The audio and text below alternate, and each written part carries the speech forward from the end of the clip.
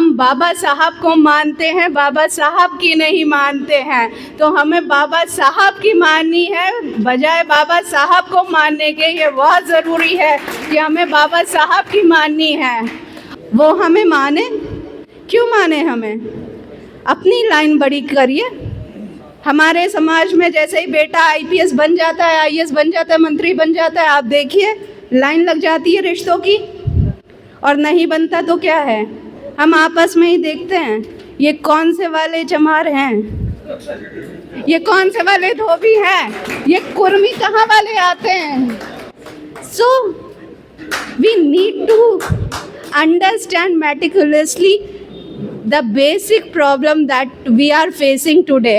और दूसरी चीज़ जो सबसे बड़ी लड़ाई है अपार्ट फ्रॉम कास्टिज्म की, कि हम अम्बेडकर वादी होकर भी गांधी के पुजारी हैं और हम गांधीवाद को प्रमोट करते हैं। This is the worst and bad truth of our society, our people. आप देखोगे हमारे पार्लियामेंट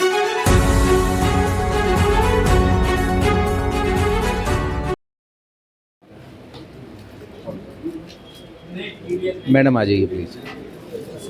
रेखा रानी जी पोर्ट्रेट देख। truly grateful, obliged for the brothers and sisters advocate sitting over here in front of me and the esteemed dais. I'm truly grateful that on the eve of Dr. B.R. Ambedkar we are celebrating today the two legend that we are honoring today and remembering the work that they have done. We will not able to even imagine the power, the threshold, the wisdom behind these two men that they had in the time where it was very difficult to think about education. It was very humiliating for him to wear this suit and pant.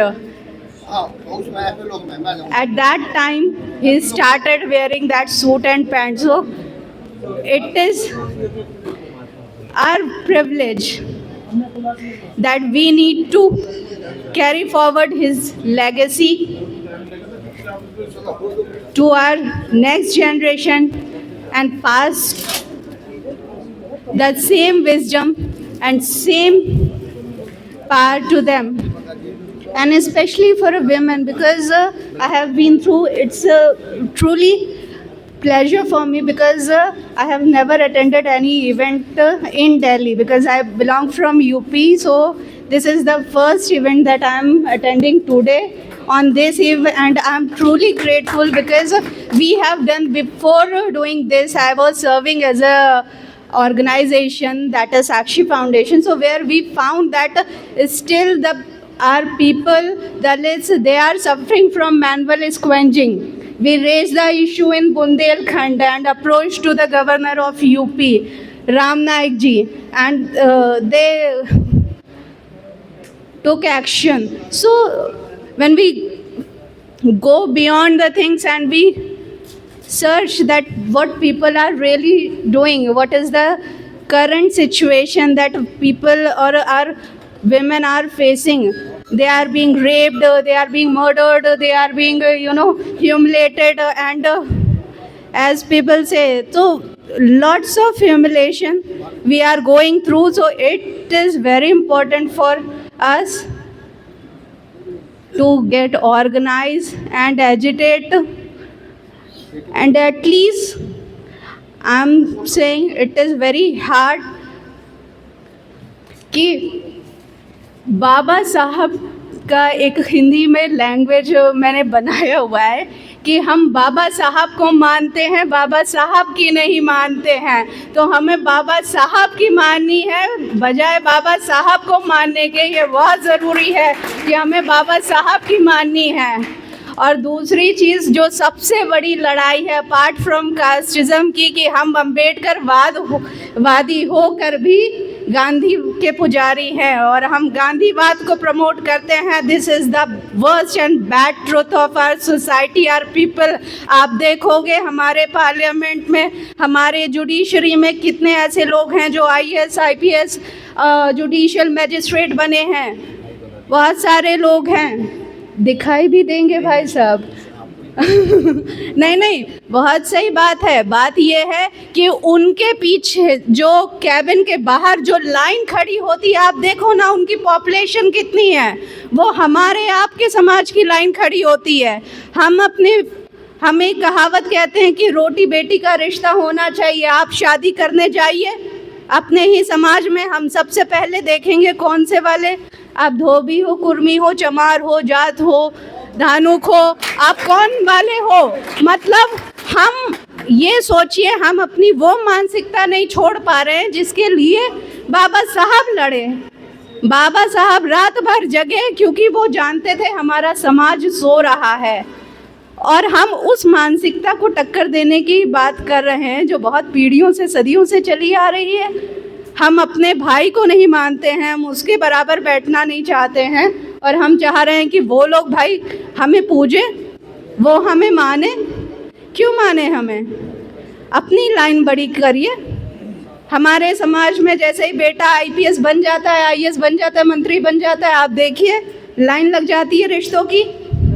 और नहीं बनता तो क्या है, हम आपस में ही देखते हैं ये कौन से वाले चमार हैं, ये कौन से वाले धोबी हैं, ये कुर्मी कहाँ वाले आते हैं। So we need to understand meticulously the basic problem that we are facing today. Otherwise, we are here to celebrate these evenings every year and things goes on.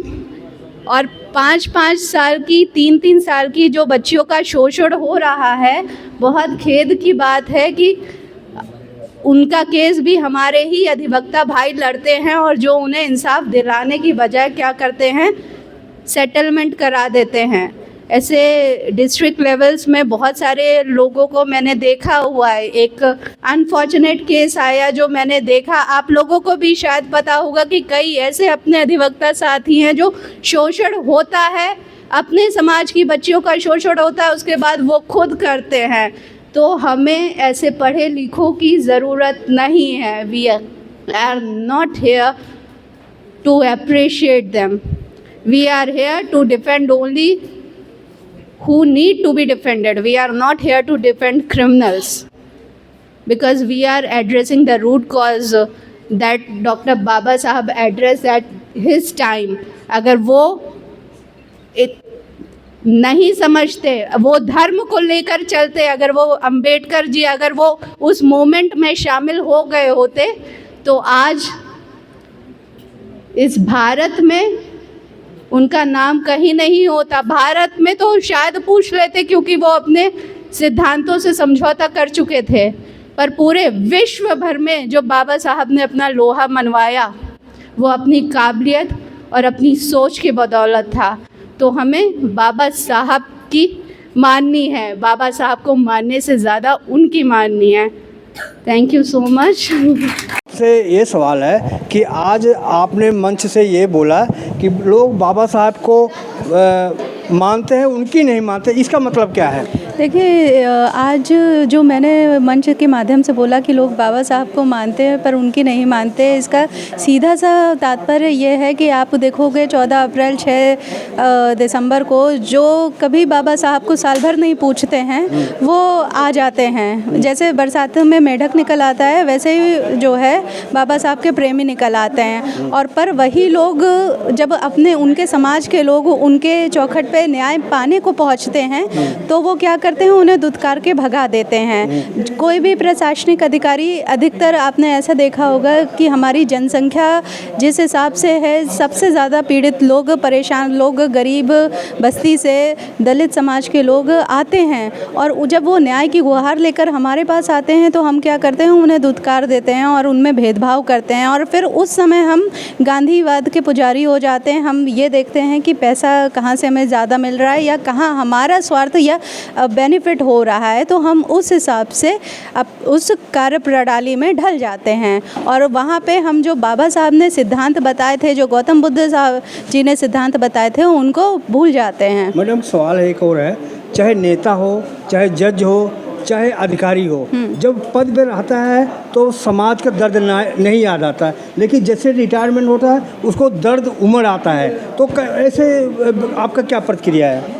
देखिए, मेरी सिर्फ ये कहना है कि दर्द उन्हीं लोगों को उभरता है पदवी छोड़ने का जिन्होंने पदवी में रहते हुए समाज का शोषण किया है। उनके अंदर फिर ये भय ऑटोमेटिक पनपने लगता है कि जब हम इस पोजीशन से, उस कुर्सी से, उस कार से उतरेंगे तो समाज हमें वास्तविक रूप में देखेगा, वो हमें हमारे कामों के द्वारा उसका आंकलन करेगा, इसलिए वो भयभीत हो जाते हैं। यदि किसी व्यक्ति ने समाज में बहुत अच्छा कार्य किया होता है तो उसको कोई फ़र्क नहीं पड़ता है कि वो चाहे पदवी में रहे चाहे ना रहे, वो सामान्य व्यक्ति बन के भी समाज का कार्य कर सकता है। एक लास्ट सवाल, समाज में बहुत से ऐसे नेता हैं वो पद पे पहुंच गए, पैसे में पहुंच गए, वो समाज से कट के रहते हैं, ये क्या मकसद है? ये देखिए, वो समाज से इसलिए कट के रहना चाहते हैं क्योंकि वो दिखाना चाहते हैं कि अब वो जिस समाज से आते थे, जिस समाज के नेताओं ने उनके लिए मेहनत करी, जिस बाबा साहब ने उन्हें आरक्षण दिलाया, उन्हें शिक्षा का अधिकार दिलाया, कोट पैंट पहनने का अधिकार दिलाया, वो अब चाहते हैं उसके फैसिलिटीज़ को अवेल करके और उसी समाज को धोखा देना चाहते हैं। वो चाहते हैं कि अब मैं इससे बहुत ऊंचा हो गया हूँ, अब मेरा प्रमोशन हो गया है। वो अपनी एक ऐसी मानसिकता बना बैठते हैं कि मैं अब इस समाज का हिस्सा नहीं हूँ और मैं उन लोगों में बैठने लायक हो गया हूँ और जो लोग हमारे समाज का सदियों से शोषण करते आए हैं। तो हमारी और ऐसे नेताओं की या ऐसे अधिकारियों की मानसिकता वैसे ही बदल जाती है। मैडम, आपने बहुत बहुत धन्यवाद को आपने मुझे समय दिया।